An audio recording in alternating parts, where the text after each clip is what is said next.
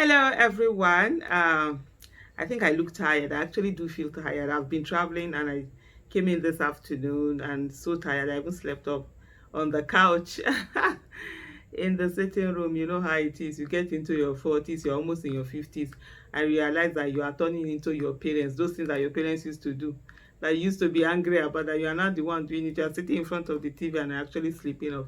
But anyway, today I decided to just come and do this in spite of the fact that I really do feel tired on the issue of Major General John Eneche, that is part of the Presidential Campaign Council of Mr. Peter Obi.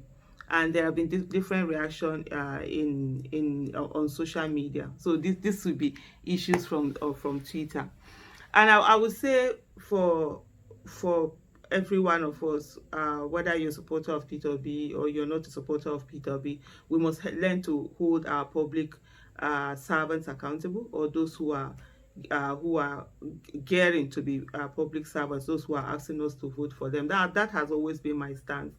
And mistakes will be made, of course. Nobody is infallible. I hope I got that right, the pronunciation. Nobody is infallible. People will make mistakes, but the most important thing is that what happens after that. Are they willing to learn from it? Do they apologize from it? Do they rectify it? Do they correct it? Do they do what do they do about it? That is what really matters. And also, as a supporter, you must never be in a situation whereby you feel you have to always defend the person you are supporting. In doing that, you are not helping the person. You're only setting the person up for failure. It's just like when we were growing up. Remember, like for example, when you were growing up and you look at the children whose mothers or whose parents never beat them, not beat in terms of beat, whose parents never what's the word I'm looking, beat is not the word I'm looking for, but whose parents never allow them to do everything, who never scolded them, who allowed them to do everything, no matter whether it's good or bad. They just behaved anyhow they wanted.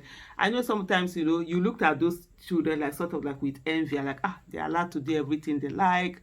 Nobody really, there's no restraint on them and stuff like that. But as you grow into adulthood, you realize that that wasn't the best way, because some of those children, they now in adulthood, they actually blame their parents for not giving them a good upbringing, and most times you find out that their lives are just all over the place. So it's the same thing also when you have somebody that you're supporting. The most thing that you will do, and for me, basically I'm doing this video to all the supporters to know that whenever something happens, one of the ways, the yardstick that you will use to know whether you're really being biased or unbiased, is for you to say to yourself, if another person had done this thing, what would I say? Then the person, maybe another person that I don't support, if he does this thing, what will I say? Then you look at it and say, okay, the person that I support, he has done this thing. What am I saying? So in essence, with that, you are able to keep yourself objective and keep yourself balanced and unbiased, irrespective of whether it is the person you support that does it, or it is the person you do not support that does it. So that sort of like helps with a balance.